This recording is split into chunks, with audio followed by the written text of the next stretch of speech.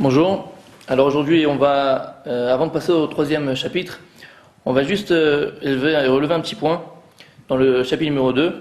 On avait parlé bien sûr des Meraglim qui étaient arrivés donc chez Rachav. On avait donné deux pirushim, deux explications sur Rachav.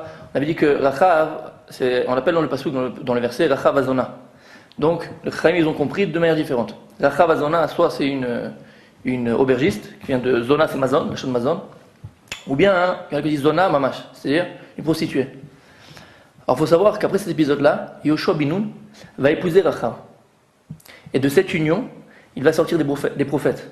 Entre autres, qui va sortir de cette union-là? Le prophète Jérémie un Navi.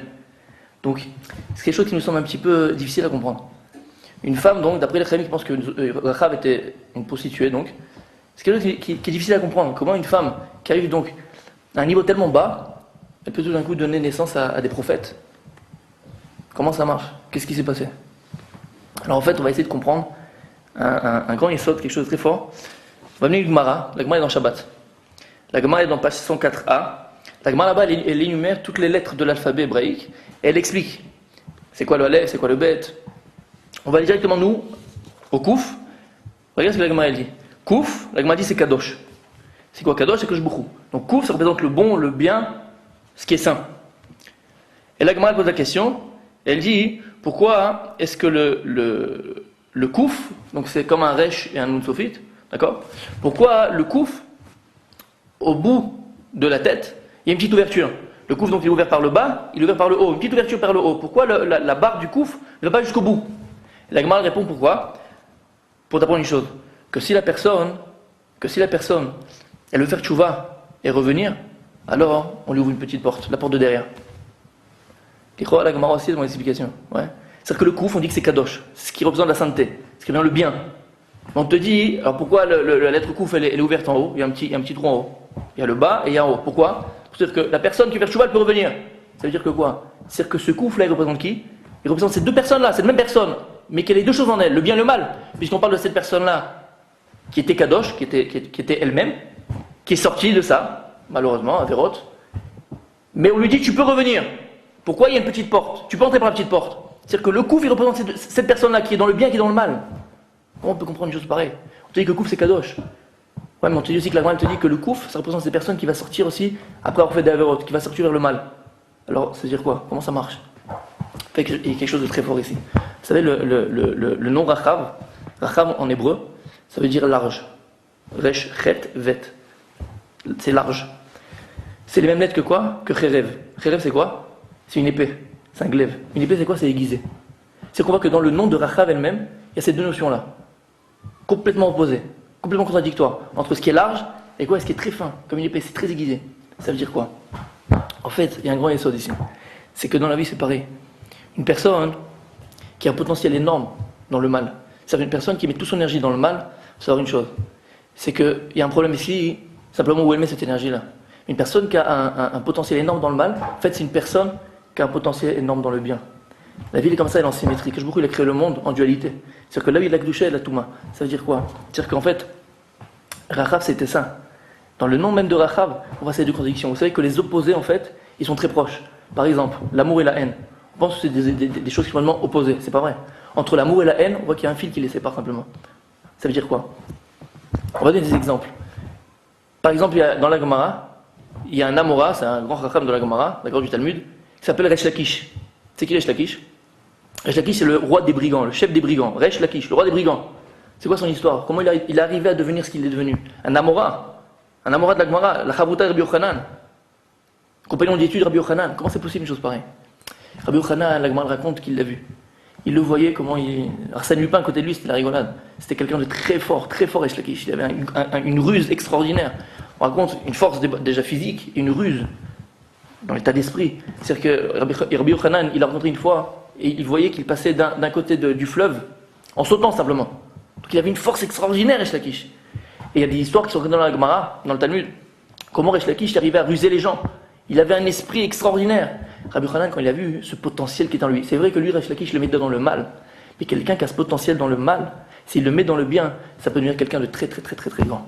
C'est ce qu'il a vu Rabbi Yochanan. Alors lui, il a dit, regarde, si tu épouses ma sœur, qui était très très belle et une femme vertueuse, et donc Si tu épouses, je te donnerai ma soeur pour épouse si tu vas à la yeshiva. Qu'est-ce qu'il a vu? Qu'est-ce qu'il a vu en lui? Nous, si on voyait quelqu'un comme ça, on dirait, mais attends, il vaut rien ce type-là. Non. Vous savez que dans l'éducation, c'est pareil. On voit un enfant, par exemple. Un enfant qui est un petit peu chauvave, d'accord, qui fait beaucoup de bêtises. Faut pas avoir peur. C'est pas grave. C'est après aux parents, à ceux qui vont l'éduquer, de canaliser ça, cette énergie qu'il a, qui va le mettre dans les bêtises, et tu vas le mettre dans le bien. Le plus difficile, le plus dangereux, c'est quoi? C'est un enfant qui fait rien. Un enfant qui bouge pas. Alors toi, c'est l'enfant qui fait Baruch Hashem, ce qu'il faut, c'est bien, c'est extraordinaire. Mais entre les deux, c'est pas bon. Et c'est ce qu'on vient de dire ici. Rachav, c'est exactement la même manière. Rachav, il avait ce potentiel-là. L'homme, en fait, pourquoi on dit tout ça?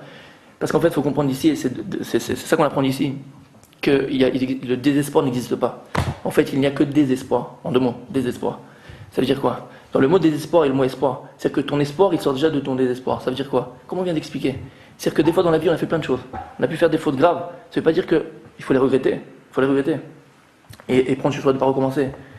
Mais des fois, c'est des freins dans la vie. C'est-à-dire qu'on a fait des choses, on a fait des actes qui nous paraissent insurmontables. On a vu on a mis toute notre énergie dans des choses pas bien. Mais c'est pas grave. Regarde une chose. C'est grave. Faire tchouva. Mais regarde, il y a toujours l'espoir. Ça veut dire quoi? Si tu as pu mettre toute ton énergie, toutes tes forces dans le mal, alors sache que si tu arrives à canaliser maintenant, si tu arrives à diriger, il y a un problème d'aiguillage et tout, mais si tu arrives maintenant à diriger cette énergie-là vers le bien, sache que de la même manière et de manière encore plus forte, tu pourras arriver au sommet. Et en fait, c'est ça. Le désespoir n'existe pas. Il y a un dicton qui se dit ici, je ne sais pas s'il existe en français, on dit qu'il est interdit d'un juif de désespérer. Et on dit aussi qu'on n'a pas le droit de désespérer d'un juif. Le désespoir, il n'existe pas. Et pour terminer ce qu'on vient de dire, et illustrer ça, il y a un midrash extraordinaire. Il y a un midrash dans Dvarim Rabbah, le midrash il dit comme ça. Le midrash dit que Shlomo Melech il dit Lech el anemala hatzel vechakem. Shlomo Melech il dit va voir la fourmi, toi le paresseux, et deviens intelligent. Apprends de la fourmi. Pourquoi? On va aller à la fin du midrash. Le midrash il dit que la fourmi elle ne vit que 6 mois. 6 mois simplement. Qu'est-ce qu'elle fait en été? Elle s'efforce de ramasser ce qu'elle peut ramasser, d'accord? Pour manger en hiver. Maintenant, la fourmi, le midrash dit, elle a besoin d'1 grain de blé et demi pour se nourrir pendant 6 mois. C'est tout ce qu'elle a besoin, pas plus. Et le midrash dit que la fourmi, elle s'efforce. Tout ce qu'elle va trouver, elle va le mettre dans son territoire. Tout ce qu'elle va trouver, elle le met dans son territoire. Et la Gemara dit, et le midrash dit, une fois Rabbi Yochanan de Zakkai, il dit, moi-même, je me suis confronté à un terrier de fourmis et j'ai vu, il y avait des tonnes et des tonnes et des tonnes de manger. Il a posé la question, il dit, mais attends, je comprends pas pourquoi. Il n'y a pas besoin. Si tu vas vivre que 6 mois, tu as besoin de mettre autant. Tu as besoin de mettre autant? Ouais. Dans ton terrier, tu vas mourir dans 6 mois. Et là, le midrash répond, il dit non. Elle se dit quoi, la fourmi? Une chose. Shema Hashem Yigzor Lichaim. Peut-être que Dieu, il va encore m'allonger ma vie. Ça veut dire quoi? Vous savez, l'espoir, c'est quelque chose qui peut être vu de manière négative. Pourquoi? Parce que quand j'espère de quelque chose, donc j'attends. Et l'attente, je suis passif. Donc quand je suis passif, j'agis pas. L'espoir, c'est pas ça. L'espoir, c'est quoi? Et c'est à travers le midrash de l'animala. L'espoir que j'ai aujourd'hui, il doit me faire agir au présent. Il doit me faire propulser au présent. C'est ça l'espoir. L'espoir, c'est pas une attente. La fourmi, on te dit qu'elle ramasse 10 tonnes, mais elle n'a pas besoin de ça, elle n'a besoin que d'1 grain et demi, elle n'a pas besoin de tout ça. Alors pourquoi elle ramasse tout ça? Elle espère. Elle espère de quoi? Peut-être que Dieu va me venger ma vie. Oui, mais de toute façon, finalement, elle va mourir. Oui, mais l'espoir, c'est ça. L'espoir, c'est pas que je vais attendre une fin positive, une fin bonne, et j'attends. Non, c'est pas ça. L'attente, ça peut être négatif. L'espoir, à travers la fourmi qu'on vient ici, c'est quoi? L'espoir, il doit me faire agir au présent. L'espoir, il doit me faire me propulser au présent. L'espoir, il doit me faire qu'aujourd'hui, je dois changer. Ça, c'est l'espoir. Même si après, j'y arriverai pas, c'est pas grave. C'est aujourd'hui, je dois faire. En fait, c'est peut-être aussi cachot avec les fêtes de Pessah, puisqu'on va essayer de faire un petit kécher avec Pessah, puisque c'est bientôt Pessah, c'est la semaine de Pessah, Bezrat Hashem. Pessah, c'est la fête de l'espoir.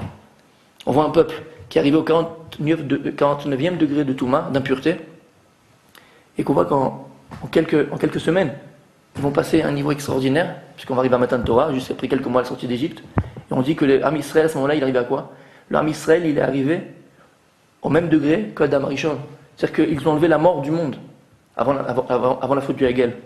Ça veut dire quoi? La fête de Pessah, c'est l'espoir. Je peux me trouver dans une situation qui me paraît insoluble. J'ai pu faire des choses dans la vie qui me paraissent me bloquer et qu'il n'y a pas d'espoir. Je ne peux plus rien faire, c'est fini. Non. Parce que de ton désespoir, il faut sortir l'espoir. Si tu as un potentiel, une personne qui a un potentiel énorme, et j'ai pu faire des choses, mais ce potentiel que tu as pu mettre peut-être dans le mal, sache que si tu le diriges comme il faut, et tu le mets dans le bien, alors tu pourras évoluer toi aussi au sommet. À bientôt.